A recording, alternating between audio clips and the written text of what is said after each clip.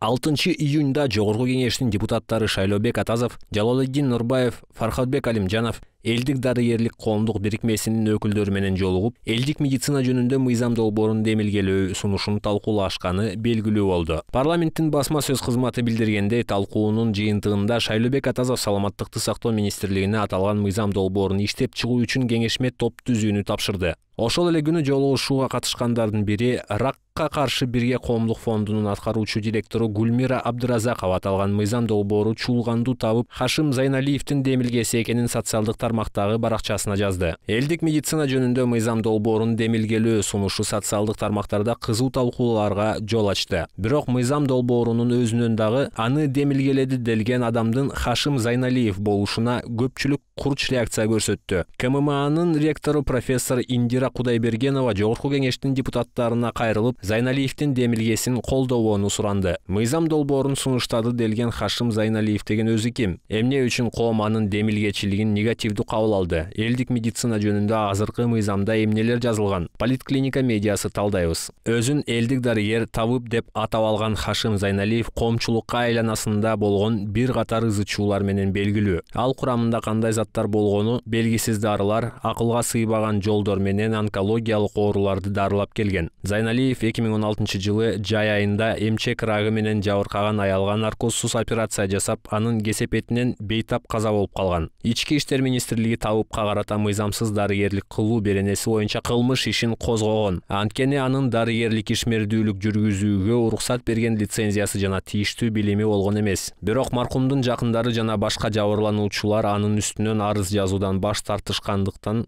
иш сотко жетпей токтоп калган. Зайналиев бул окуядан кийин дагы клиникасын иштетүүнү уланткан. Жогоруда айтылган окуядан 2 жылдан кийин, тагыраак айтканда 2018 жылы ноябрь айында Республикалык онкология борборунун балдар онкологиясы жана гематологиясы бөлүмүнүн ошол кездеги жетекчиси профессор Эмиль Макимбетов Facebook баракчасына табып, Хашим Зайналиевдин дарылоосунан кийин оор абалда келген 5 жашар кыз жөнүндө жазып чыккан. Анын айтымында табып кан рагынан жабыркаган кызды айыктырууга 100% кепилдик берип, бир жумадан ашык убакыт дарылаган. Бирок кыздын абалында жылыш болбой, тескерисинче ого бетер начарлап кеткендиктен ата-энеси кайрадан онкология борборуна барууга мажбур болушкан. Бирок наристе чарчап калган. Ошол эле жылы декабрь айында элдик дарыгерге карата алдамчылык беренеси боюнча кылмыш иши козголуп, Октябрь райондук соту дарыгерлик кылууну токтотуу чечимин кабыл алган. Табып 2 айга камакка алынган. Бирок бир ай өтпөй 21 январда жабырлануучу арызынан баш тартып, Зайналиев сот залынан бошотулган. Камактан чыккандан кийин дагы соттун чечимине карабастан ал дарыгерлик ишмердүүлүгүн токтоткон эмес. 2019 жылы март айында мыйзамсыз ишин чагылдырууга барган Апрель телеканалынын журналисттерине Зайналиев кол салган.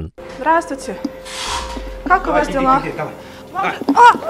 Вам же запретили. Вам же запретили.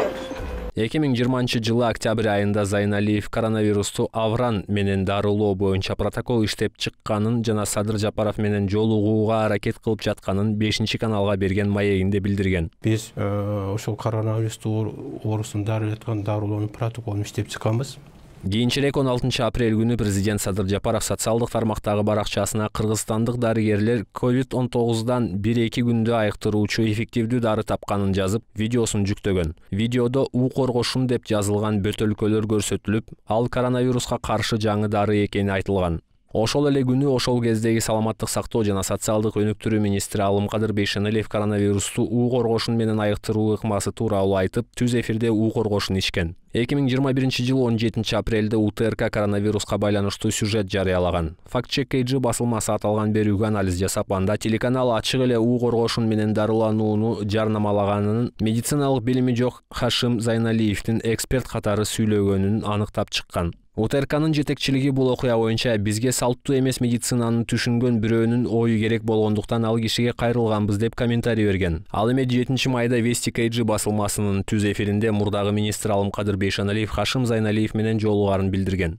Дүйнөлүк саламаттыкты сактоо уюмунун аныктамасына ылайык элдик медицина бул ар кандай маданияттарга, мүнөздүү теорияларга, ишенимдерге жана тажрыйбаларга негизделген билимдин, көндүмдөрдүн жана тажрыйбалардын жыйындысы. Кыргызстанда да медицинанын бул түрү кеңири жайылган. 2017 жылы Дүйнөлүк саламаттыкты сактоо уюму тарабынан изилдөө жүргүзүлүп, анда көпчүлүк кыргыздар элдик медицинага ишенишери, жаман илдетке чалдыкканда табыптарга кайрылууну тандашары аныкталган. Кыргыз Республикасында жарандардын саламаттыгын сактоо жөнүндө мыйзамдын 15-беренесинде элдик медицина менен тийиштүү билими, лицензиясы бар Кыргызстандын жараны алектене алары жазылган. Аларга массалык түрдө табыпчылык кылуу, өз ишин ЖМК аркылуу жарнамалоого тыюу салынат жана адамдын саламаттыгына, өмүрүнө зыян келтирген учурда кылмыш жоопкерчилигине тартылат. Мамлекеттик ыйгарым укуктуу орган тарабынан табыптын иштери үчүн мониторинг жүргүзүлүп турушу керек. Жыйынтык: элдик медицина жөнүндө мыйзам долбоорунун демилгечиси делген Хашим Зайналиев дарылаган бейтаптар каза тапканы айтылган. Ошондой эле ага карата бир нече жолу кылмыш иши дагы козголгон. Анын элдик дарыгер катары эмгектенүүсүнө укук коргоо органдары тарабынан тыюу салынып келген. Ал эми элдик медицинанын өнүгүшү өлкөдөгү саламаттыкты сактоо системасынын начар иштегендигинен кабар берет.